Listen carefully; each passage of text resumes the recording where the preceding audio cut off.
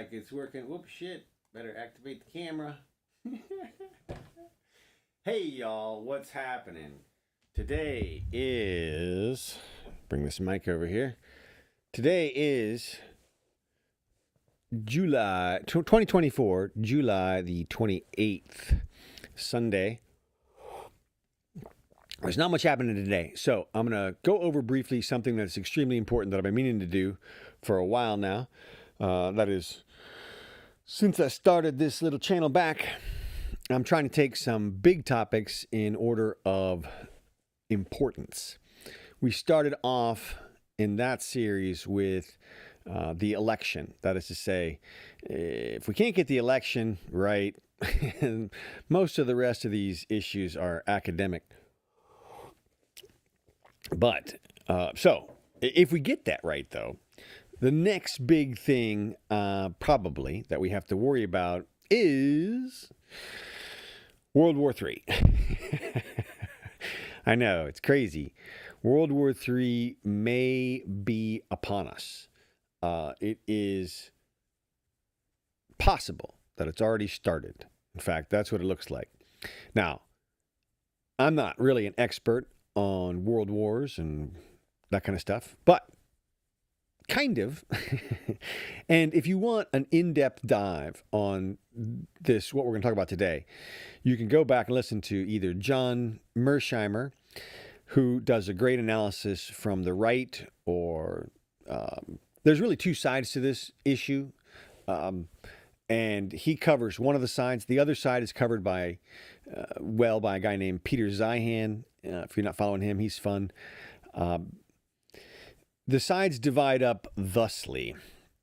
One side, of course, I'm talking about here the conflict between Russia and Ukraine, not the conflict between Gaza and Israel, which we'll do. But that's a separate issue. It's a much lesser issue. But right now, it's the Ukraine-Russia situation that has the potential to blow up into a world war if it's not already. And here are the two sides.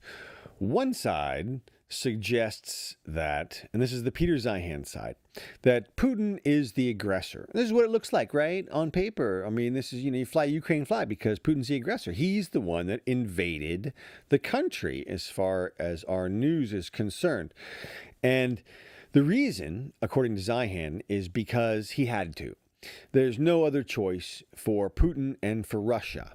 Because, according to Zeihan, the demographics of Russia is collapsing. That is to say, they're losing young people at an alarming rate. And he suggests that in a decade or two, the Russian ethnicity will probably cease to exist because it's not replenishing fast enough. And also for the reason being that Russia, strategically speaking, is in the middle of an open plain. That is, Moscow is not surrounded by mountains or lakes or rivers or anything, really. It is basically wide open territory as far as the eye can see, which means that, according to Zeihan, again, this is all according to Zeihan for like the next 10 minutes, and some other sources, but he lays it out very well. According to them, Putin knows that Moscow is indefensible strategically where it sits right now, and that the only way that it can be defended strategically is by expanding the borders of Russia back to previous historical borders of the Soviet Union, or at other times, basically where you can use the geography to Russia's advantage and create some choke points for invading armies. For example, the gap between the mountains north of Hungary and the North Sea there is not very big. And Russia, according to Zeihan, would like to occupy that area, which includes most of Poland, if in order to have that small choke point there, because without that, tanks from Germany or wherever can just roll out the way that they did under Hitler. And if not for a fantastically devastating Russian winter, they may have reached Moscow and everything could be different. So, according to Zeihan, Putin has to control these choke points. Another one is down by Romania. And it's his contention that Putin has always had the state of mind to restore the Russian borders to these choke points, and that he has to control several former Soviet populations like the Caucasus states, and to control Turkey and Moldova and all these little countries right there, but up to and including Poland, and also Estonia, Latvia, and Lithuania. That, in his estimation, is necessary to really strategically defend Russia. And according to Zeihan, Putin had to do that now, basically, because the Russian demographic is collapsing to the extent that they wouldn't have the manpower to do it in the coming decades. Now, Zeihan, just as a general critique, he never thinks about immigration or population replenishment, or he never explains why those two things won't work or couldn't work, because it seems to me like in 20 years you could have a lot of kids, and those kids could grow up.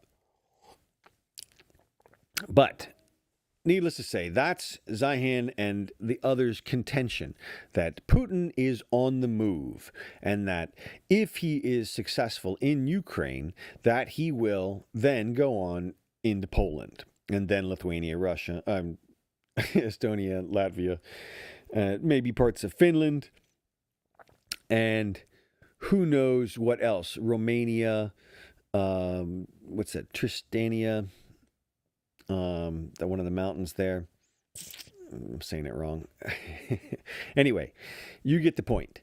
All of that has to be controlled by Putin in their estimation. And so this is a war of aggression, and we have to stop him now, here, and we might as well use up. It seems like the people on this side, and whatever they believe philosophically, strategically, their goal seems to be to use the Ukrainian people as the cannon fodder, as the front lines, and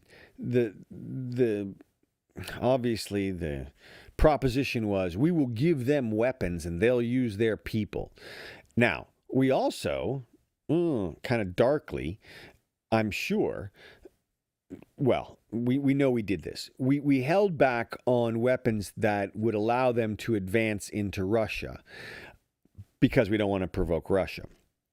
So we're only trying to give them like defensive weapons. And we've also limited their use of those, I guess, with the wagging finger or maybe with strategic controls. I don't know. But essentially, we have handicapped, we've kneecapped the Ukrainians and not allowed them to go after Russia because we're afraid of nuclear reprisal. Now, that begs the question of the other side. And that is the other side, which is promoted by Mearsheimer, is that Russia is fighting this war in Ukraine defensively because NATO, as we know, has expanded over the last few decades to include those kind of Estonia, Latvia, and Lithuania, and several other countries there. Poland now is in NATO, and it was Putin's red line, according to Mearsheimer, that Ukraine not be drawn into NATO. And of course, you're probably aware of the events that happened there in 2014, whereby the United States essentially agreed to a rule of law in Ukraine, and then the next day backed the coup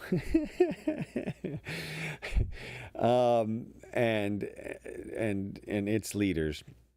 So clearly we've been meddling over there in Russia, and you get to make the decision as to whether or not that was justified. You get to make the call. The question that I'm posing here is Zeihan right? That is, if we left things alone, would Putin advance into Poland? Would he take Ukraine and then go on and eventually take all of the places in Eastern Europe that he wants? Or are we the aggressors? That is to say, is it us that has been?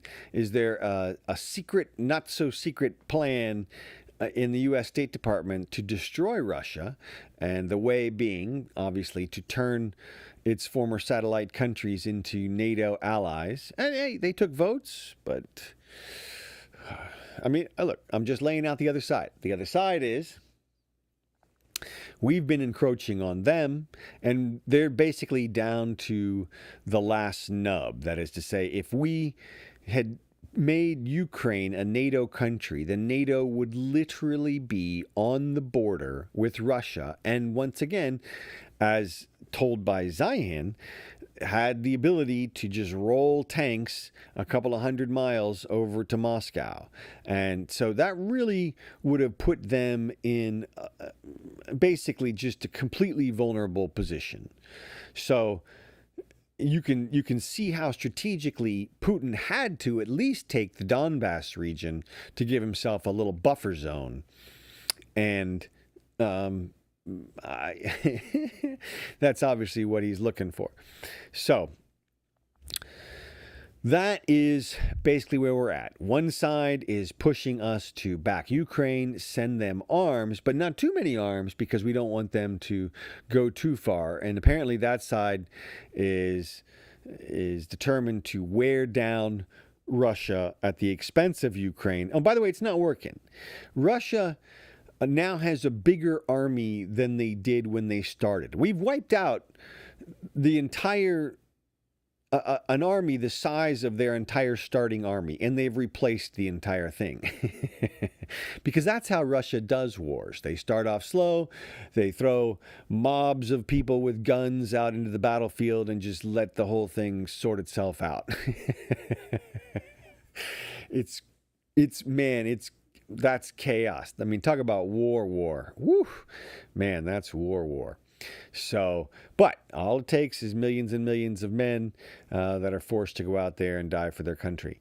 So, and Russia seems perfectly willing to send them, and they seem to have plenty. And also, they have the ability to create munitions better than apparently the West on a large scale. Perhaps their natural resources or their economy is just geared towards that, but they can, according to the sources that I've seen, crank out as many or more munitions than we can. These are the battlefield munitions, not necessarily nuclear. Now, you have to ask yourself this question. Both sides have nukes. Are we really worried? Is the Zeihan group really worried about Putin invading Poland and NATO? Because don't they realize that he would realize that we might take offense to that and invoke Article 5 of NATO and use some strategic nuclear weapons? I mean, of course, depending on the size of the invasion. But it seems to me like we're still in the mutually assured destruction situation that we've been in since the beginning of the Cold War. And that does two things. One, it protects us from Putin because obviously we have nukes pointed at him and he knows it. But it also protects Putin from us in some ways. That is,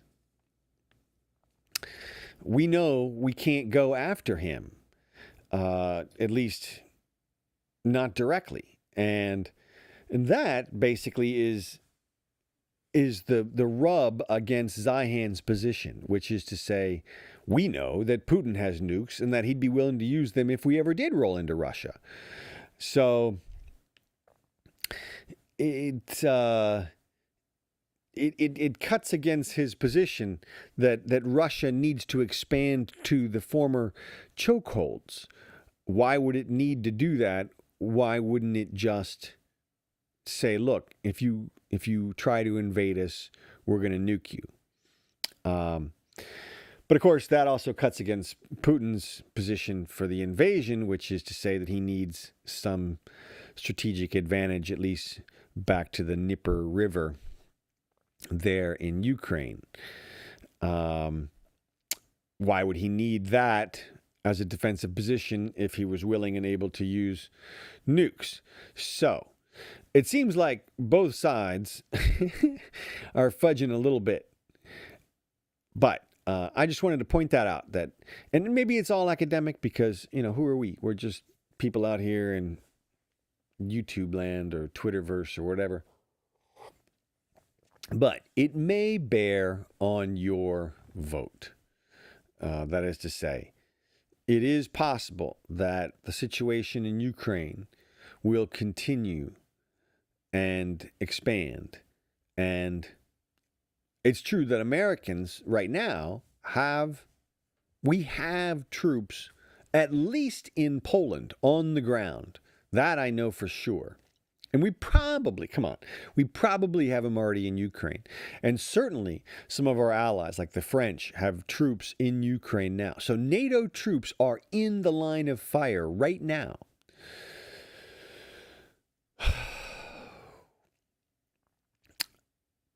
I don't know. Here's what I worry about. And here's the only reason I brought this whole thing up. I'm confident that Kamala does not have the wherewithal to deal with this situation on the fly. I feel like Trump probably does. Obviously, Trump has pledged to put an end to the war on day one. It seems like if he's in that camp, he may be able to affect that. The United States could easily pull the plug on the arms to Ukraine and end the war as it is right now, with the sides dividing up Ukraine a bit. That may be the safest thing for everybody. It's certainly the best thing for the people of Ukraine at this point. They really can't win. I mean, we've talked about this from the beginning, or I've talked about this from the beginning. Everybody thought, including me, Ukraine was going to lose in the first few weeks. And maybe if they had lost the airport there in the first few weeks, they would have. But they held the airport. They crushed the incoming caravan. And they've survived for... is it 3 years now? Amazing. So 2.5. But they're losing people. We know that the average age of their soldiers now is like 47. It's not good. And so it just can't last. And of course, you hear reports of the previous peace deals that were rejected and now might be back on the table. And of course, we don't know what's happening with our election. So, like I said, this may all be academic. But the only reason I'm throwing it out there is because I think it's important that everybody take note that World War III may have already begun. I think we need cooler heads to prevail and calm things down and shut down the war machine before it builds up too much so that the fire burns on its own, right? Once that fire gets lit, man, it's hard to put out. And nobody wants to see strategic nuclear weapons flying. That changes every calculation, everything. So, big situation. Think about it. Check out Mearsheimer. Check out Zeihan. And let me know what you think if you feel like it. All right. Talk to you soon.